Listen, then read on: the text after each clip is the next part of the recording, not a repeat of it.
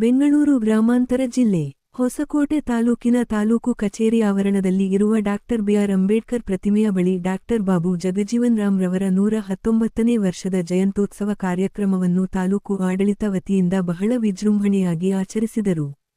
ಹೊಸಕೋಟೆ ಪುರಸಭೆಯ ಮಾಜಿ ಸ್ಥಾಯಿ ಸಮಿತಿ ಅಧ್ಯಕ್ಷರಾದ ವಿಜಯಕುಮಾರ್ ಮಾತನಾಡಿ, ಸೂಕ್ತ ಸ್ಥಳದಲ್ಲಿ ಬಾಬು ಜಗಜೀವನ್ ರಾಮ್ ಪುತ್ಥಳಿ ಅನಾವರಣ ಮಾಡಬೇಕು ಎಂದು ಶಾಸಕರಿಗೆ ಒತ್ತಾಯಿಸಿದರು.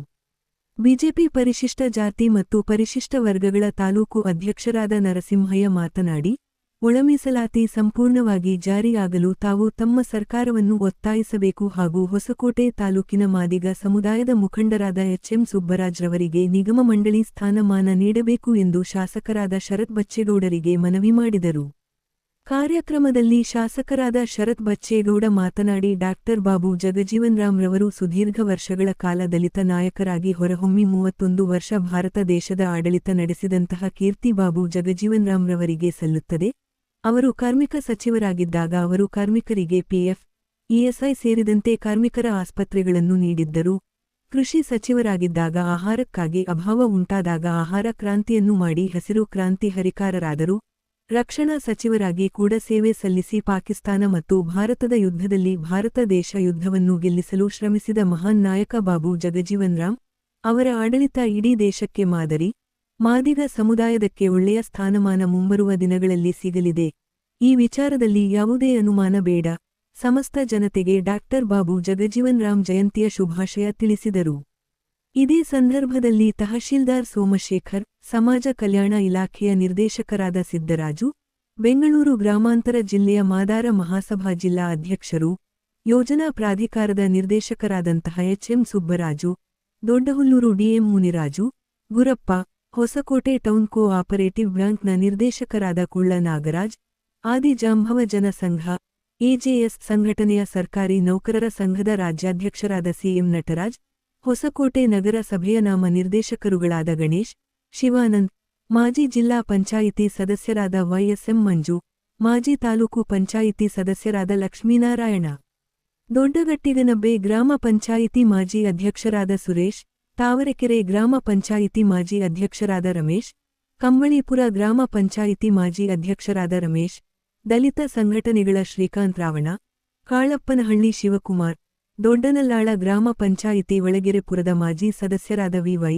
ಸುರೇಶ್, ಮಾದಾರ ಮಹಾಸಭಾ ತಾಲೂಕು ಅಧ್ಯಕ್ಷರಾದ ವಿ ನಾಗರಾಜ್, ತಾಲೂಕು ಬಿಜೆಪಿ ಉಪಾಧ್ಯಕ್ಷರಾದ ಮಂಜು ಸೂರ್ಯ, ಭೂ ನ್ಯಾಯ ಮಂಡಳಿ ಸದಸ್ಯರಾದ ಎಸ್ವಿ ಶ್ರೀನಿವಾಸ್, ಅತ್ತಿವಟ್ಟ ರಾಜಪ್ಪ, ಮಾರ್ಕೊಂಡಯ್ಯ, ಹಲಸಿನಕಾಯಿಪುರ ಗುರುರಾಜ್ ಸೇರಿದಂತೆ ನೂರಾರು ಮುಖಂಡರು ಭಾಗವಹಿಸಿದ್ದರು. ನಮ್ಮ ತಾಲೂಕಿನ ಶಾಸಕರು ಹಾಗೂ ತಾಲೂಕಿನ ಎಲ್ಲ ಆಡಳಿತ ಮಂಡಳಿ, ಸಮಾಜ ಕಲ್ಯಾಣ ಇಲಾಖೆಯವರು ಹಾಗೂ ನಮ್ಮ ಸಮಾಜದ ಎಲ್ಲ ಹಿರಿಯ ಮುಖಂಡರಿಗೆ ನಾನು ಈ ಸಂದರ್ಭದಲ್ಲಿ ಧನ್ಯವಾದಗಳನ್ನು ಕೋರ್ತಾ, ಬಾಬಾ ಸಾಹೇಬ್ ಅಂಬೇಡ್ಕರ್ ಮತ್ತು ಬಾಬು ಜಗಜೀವನ್ ರಾಮ್ ಅವರು ಈ ಏಪ್ರಿಲ್ ತಿಂಗಳಿನಲ್ಲೇ ಹುಟ್ಟಿರ್ತಕ್ಕಂಥದ್ದು ನಮ್ಮ ಸಮುದಾಯಗಳ ನಮ್ಮ ಪುಣ್ಯ ಮತ್ತು ಪುಣ್ಯ. ಬಂಧುಗಳೇ, ಬಾಬು ಜಗಜೀವನ್ ರಾಮ್ ಕೂಡ ಸ್ವಾತಂತ್ರ್ಯ ಚಳವಳಿಯಲ್ಲಿ ಗಾಂಧೀಜಿ ಅವರ ಜೊತೆ ಹೋರಾಟ ಮಾಡಿ ಜೈಲುವಾಸ ಸಹ ಮಾಡಿರ್ತಾರೆ. ಈ ದೇಶದಲ್ಲಿ 4 ಖಾತೆಗಳನ್ನ ತೆಗೆದುಕೊಂಡು ಈ ದೇಶದಲ್ಲಿ ಬಾಪೂಜಿ ಅಂತ ಹೆಸರು ಪಡೆದಿರ್ತಾರೆ ಬಾಬು ಜಗಜೀವನ್ ರಾಮ್ ಅವರು. ಬಾಬು ಜಗಜೀವನ್ ರಾಮ್ ಮತ್ತು ಅಂಬೇಡ್ಕರ್ ಅವರು ಈ ಸಮಾಜಗಳ 2 ಕಣ್ಣುಗಳು. ಯಾಕಂದ್ರೆ ಇಬ್ಬರೂ ಕೂಡ ಅಸ್ಪೃಶ್ಯತೆಯನ್ನು ಅನುಭವಿಸಿರ್ತಾರೆ. ಇಬ್ಬರೂ ಕೂಡ ಈ ಸಮಾಜದ ಒಳಿತಿಗಾಗಿ ತಮ್ಮ ಪ್ರಾಣಗಳನ್ನು ತ್ಯಾಗ ಮಾಡಿ ಹೋರಾಟ ಮಾಡಿರ್ತಕ್ಕಂಥ ನಾಯಕರುಗಳು ಬಾಬು ಜಗಜೀವನ್ ರಾಮ್ ಮತ್ತು ಅಂಬೇಡ್ಕರ್ ಅವರು. ಅದಕ್ಕೆ ಈ ತಿಂಗಳಲ್ಲಿ ಹುಟ್ಟಿರೋದ್ರಿಂದ ಇಬ್ಬರು ಸಮಕಾಲೀನರು ಅಂತ ಹೇಳ್ತೀವಿ. ಈಗ ನಾವು ಇದು ನಮ್ಮ ಸರ್ಕಾರದ ಭಾಗವಾದಂತ ಮಾನ್ಯ ಶಾಸಕರು ಈ ಸರ್ಕಾರದಲ್ಲಿ ಹೆಚ್ಚು ಇವರಿಗೆ ಹೆಸರಿರ್ತಕ್ಕಂಥದ್ದು ಈ ಸರ್ಕಾರದಲ್ಲಿ. ಆದ್ರಿಂದ ನಾವು ಅವರಲ್ಲಿ ವಿನಂತಿ ಮಾಡ್ತೇವೆ, ಸರ್, ನಾವು ಒಳ ಮೀಸಲಾತಿಗೋಸ್ಕರ ಸುಮಾರು 35 ವರ್ಷಗಳಿಂದ ಎಲ್ಲ ತ್ಯಾಗ ಬಲಿದಾನಗಳು ಮಾಡಿದ್ವಿ ಸರ್. ಈ ಒಳ ಮೀಸಲಾತಿ ತಾವೇನೇ ಆಗಲಿ ಸರ್, ತಮ್ಮ ಮುಂದೆ ಎಲ್ಲಾ ರಿಪೋರ್ಟ್ಗಳಿದೆ ಸರ್. ಸುಪ್ರೀಂ ಕೋರ್ಟ್ ಆರ್ಡರ್ ಇದೆ, ಎಲ್ಲ ವರದಿಗಳು 4 ನ್ಯಾಯಮೂರ್ತಿಗಳ ವರದಿಗಳಿದೆ. ತಾವು ಸರ್ಕಾರದಲ್ಲಿ, ವಿಧಾನಸಭೆಯಲ್ಲಿ, ವಿಧಾನ ಪರಿಷತ್ತಲ್ಲಿ ಚರ್ಚೆ ಮಾಡಿ ರಾಜ್ಯಪಾಲರ ಅಂಕಿತ ಕೂಡ ಆಗಿದೆ ಸರ್. ತಾವು ದಯವಿಟ್ಟು ಇದನ್ನ ಜಾರಿ ಮಾಡಿಸ್ಬೇಕು ಸರ್, ಇಲ್ಲಾಂದ್ರೆ ನಮ್ಗೆ ಮರಣ ಶಾಸನ ಆಗ್ತದೆ ಸರ್. ಆದ್ರೆ ಸರ್, ಹೋದ ವರ್ಷ ತಾವು ತಮ್ಮ ನೇತೃತ್ವದಲ್ಲಿ ಸ್ವಾಮಿಗಳನ್ನ ಕರೆಸಿ ಡಾಕ್ಟರ್ ಬಾಬು ಜಗಜೀವನ್ ರಾಮ್ ಅವರ ಪುತ್ಥಳಿಗೆ ಅಲ್ಲಿ ಶಿಲಾನ್ಯಾಸ ಮಾಡಿದ್ದಾರೆ ಸರ್. ಅದು ಹಾಗೆ ನನ್ನ ಗುತ್ತಿಗೆ ಬಿದ್ದಿದೆ. ಹಾಗೂ ಸರ್ ಆಮೇಲೆ ದಂಡಪಾಳ್ಯದ ಹತ್ರ ಸರ್ವೆ ನಂಬರ್ 177ರಲ್ಲಿ 27 ಗುಂಟೆ ಬಾಬು ಜಗಜೀವನ್ ರಾಮ್ ಹೆಸರಿಗೆ ಮಂಜೂರಾಗಿದೆ ಸರ್. ಅದಕ್ಕೆ ಅದು ಸರ್ಕಾರದಿಂದ ತಾವು PMRDಗೆ ಹಣ ಕೊಡಿಸಿದ್ರೆ ಅದು ಕೂಡ CS ಐಟು ನಮ್ಮ ಸಮುದಾಯಕ್ಕೆ ಸಿಗ್ತಾ ಇದೆ ಸರ್. ಸರ್ ಇನ್ನೊಂದು ಹೇಳ್ತೀನಿ, ನಮ್ಮ ಸಮಾಜದಲ್ಲಿ ಇವಾಗ ಯಾರು ಜಿಲ್ಲಾ ಪಂಚಾಯತಿ ಮೆಂಬರ್ ಆಗಿಲ್ಲ ಸರ್, ನಿಗಮ ಮಂಡಳಿ ಅಧ್ಯಕ್ಷರಾಗಿಲ್ಲ ಸರ್. ಸರ್ ನಾವು ಎಲೆಕ್ಷನ್ ಅಲ್ಲಿ ಓಡಾಡಬೇಕಾದ್ರೆ ಹಿಂದೆ ನಮ್ಮ ರಾಜ್ಯದ ನಮ್ಮ ನಾಯಕರೊಬ್ರು ಹೇಳಿದ್ರು, ಈ ತಾಲೂಕಲ್ಲಿ ಒಬ್ಬರಿಗೆ ನಾನು ನಿಗಮ ಮಂಡಳಿ ಅಧ್ಯಕ್ಷರು ಕೊಡಿಸಿದ್ರು ಇದೇ ಕಾಂಗ್ರೆಸ್ ಸರ್ಕಾರದಲ್ಲಿ. ನಾವು ಅವ್ರ ಹತ್ರ ಒಂದು ನಿಯೋಗ ಹೋದ್ವಿ ಸರ್. ನಿಯೋಗ ಹೋಗ್ಬಿಟ್ಟು ಅಣ್ಣ ನಮ್ಮ ಸಮುದಾಯಕ್ಕೂ ಒಂದು ನಿಗಮ ಮಂಡಳಿ ಅಧ್ಯಕ್ಷನಿಗೆ ಕೊಡಿಸಿರೋಣ ಅಂತ ಕೇಳಿದಾಗ ಅವ್ರು ಹೇಳಿದ್ರು, ನಿಮ್ ಸಮುದಾಯದಲ್ಲಿ ಒಬ್ಬ ನಾಯಕನವನೇ, ಅದನ್ನ ನೀವು ಹಿಡ್ಕೊಂಡ್ ಬರ್ರಿ, ನಾನು ತಾಲೂಕಲ್ಲಿ ಮೇಯ್ನು ಜನರಲ್ ಎಲ್ಲ ಅಧ್ಯಕ್ಷ ಮಾಡ್ತೀನಿ, ನನ್ನ ಜೊತೆಯಲ್ಲಿ ಗೌರ್ಮೆಂಟ್ ಕಾರಲ್ಲಿ ಓಡಾಡ್ತೀನಿ ಅಂತ ಹೇಳಿದ್ರು ಸರ್. ಯಾರು ಅಂತ ಕೇಳಿದ್ರೆ ಅವ್ನು ಸುಬ್ರಾಜ್ ಹಿಡ್ಕೊಂಡ್ ಬರ್ರಿ ಅಂದ್ರೆ ಸರ್, ದೇವ್ರ ಮುಂದೆ ನಿಂತಿದ್ದೀನಿ, ಕೇಳಿದವನು ಪ್ರಾಮಾಣಿಕವಾಗಿರ್ಬೇಕು ಸರ್. ನಾವು ಸುಬ್ರಾಜ್ ಅವ್ರ ಹತ್ರ ಬಂದು ನಿಯೋಗ ಒಂದು ಕೇಳಿದ್ರಿ ಸರ್, ನಮ್ಮ ಪಕ್ಷಕ್ಕೆ ಬಂದ್ರೆ ನಿಮ್ಮ ಕಾಂಗ್ರೆಸ್ ಬಂದ್ರೆ ನೀವು ನಿಮ್ಮನ್ನ ಗೌರ್ಮೆಂಟ್ ಕಾರಲ್ಲಿ ಓಡಾಡಿಸ್ತಾರಂತೆ ನಮ್ಮ MLA ಅವರು ಅಂತ ಹೇಳಿದಾಗ ಅವ್ರು ಹೇಳಿದ್ರು ಸರ್, ದೇವರಾಣೆ ಸರ್, ನೀವು ನನ್ನ ಪ್ರಾಣ ತೆಗೆದು ನಾನು ಬಚ್ಚೇಗೌಡರ ಕುಟುಂಬ ಬಿಟ್ಟು ಬರಲ್ಲ ಅಂತ ಹೇಳಿದ್ರು ಸರ್. ಸರ್ ನಾವು ಆ ಮಾತು ಅವ್ರು ಕೇಳಿದ್ಮೇಲೆ ನಾವು, ಯಾಕಂದ್ರೆ ನಾನು 2 ನಾಮಿನಿಗಳು ತಗೊಂಡು ಕೆಲಸ ಮಾಡ್ತಾ ಇದ್ವಿ ಸರ್. ಆದ್ರಿಂದ ನಮ್ಮ ಸರ್ ತಾವು ಮನಸ್ಸು ಮಾಡಿದ್ರೆ ಸರ್ಕಾರದಲ್ಲಿ ನೀವು ಹೇಳಿದ್ದೇ ನಡೀತದೆ ಸರ್. ಅವಕಾಶ ಕೊಡಲೇಬೇಕು ಅಂತೇಳಿ ನಾನು ತಮ್ಮಲ್ಲಿ ವಿನಂತಿಸ್ತಾ ಇಷ್ಟು ಮಾತಾಡಲು ಅವಕಾಶ ಕೊಟ್ಟಂತ ತಮ್ಗೆಲ್ಲರಿಗೂ ನಾನು 2 ಮಾತಾಡ್ತೀನಿ. ಅಂದ್ರೆ ಅಕ್ಕ ತಂಗಿಯಂದ್ರೆ ತಾಯಂದ್ರೆ ತಮ್ಮೆಲ್ಲರಿಗೂ ಕೂಡ ಬಾಬು ಜಗಜೀವನ್ ರಾಮ್ಜಿ ಅವರ 119ನೆಯ ಜಯಂತ್ಯೋತ್ಸವದ ಹಾರ್ದಿಕ ಶುಭಾಶಯಗಳನ್ನ ಈ ಸಂದರ್ಭದಲ್ಲಿ ತಮ್ಮೆಲ್ಲರಿಗೂ ನಾನು ಕೋರ್ತಾ ಇದ್ದೀನಿ.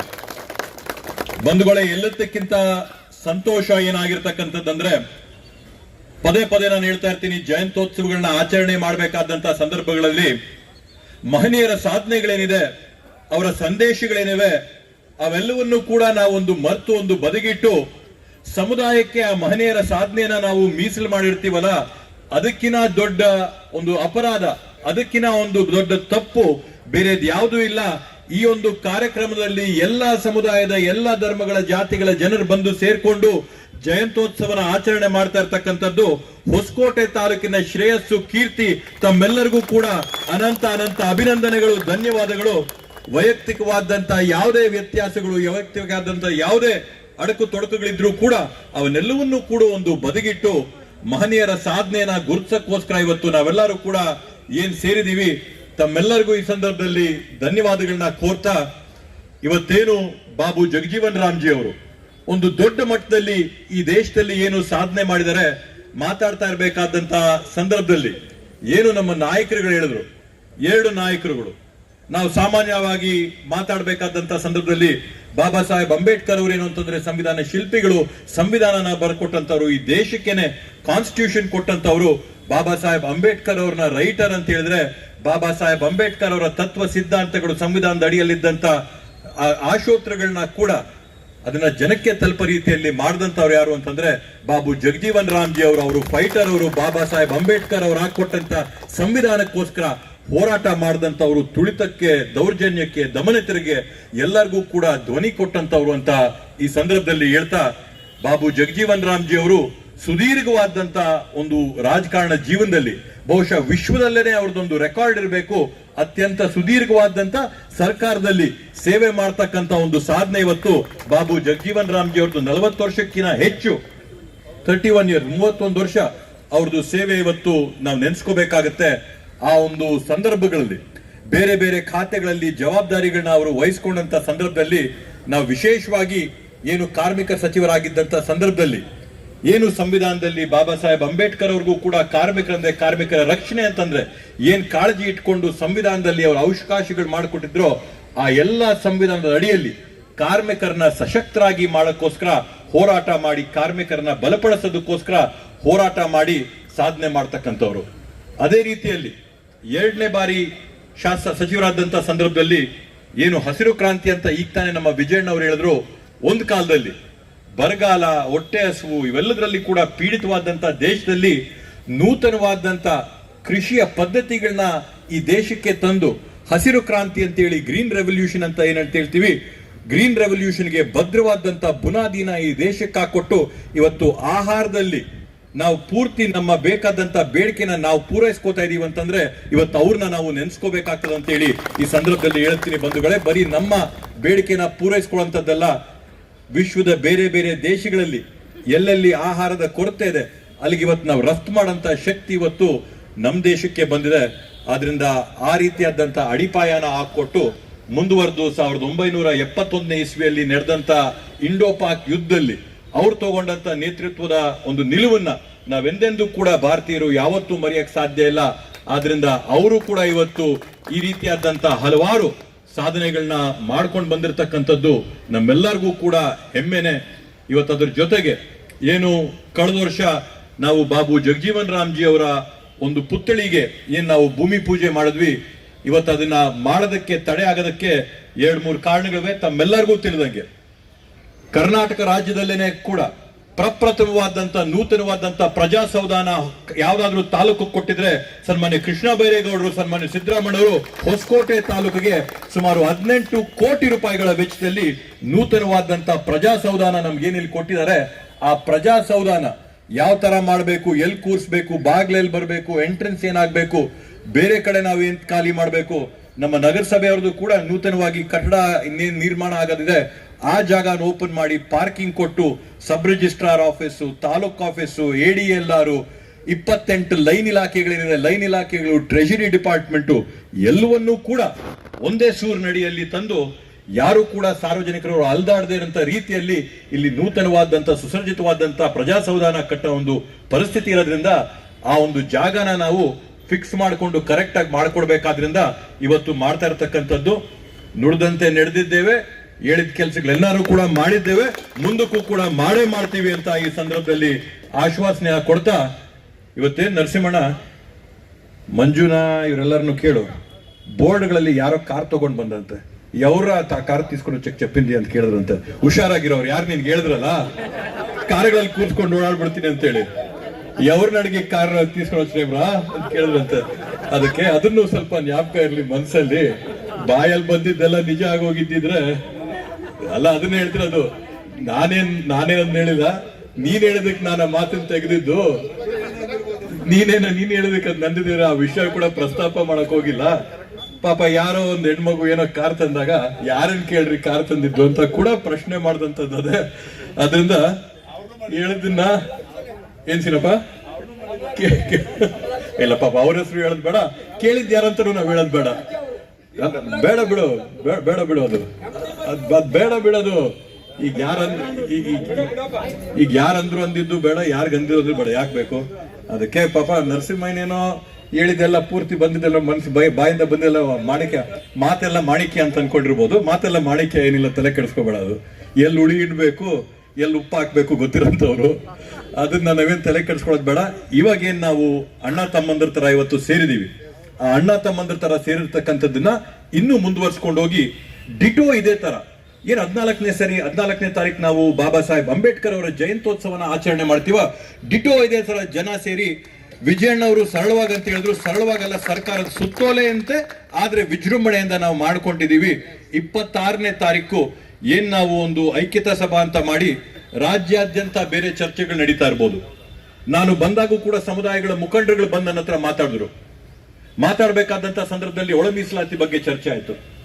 ಒಳ ಮೀಸಲಾತಿಯಲ್ಲಿ ವಿದ್ಯಾಭ್ಯಾಸದಲ್ಲಿ ರಿಸರ್ವೇಶನ್, ಶಿಕ್ಷಣದಲ್ಲಿ ರಿಸರ್ವೇಶನ್, ರಾಜಕೀಯದಲ್ಲಿ ಇನ್ನೂ ಬಂದಿಲ್ಲ.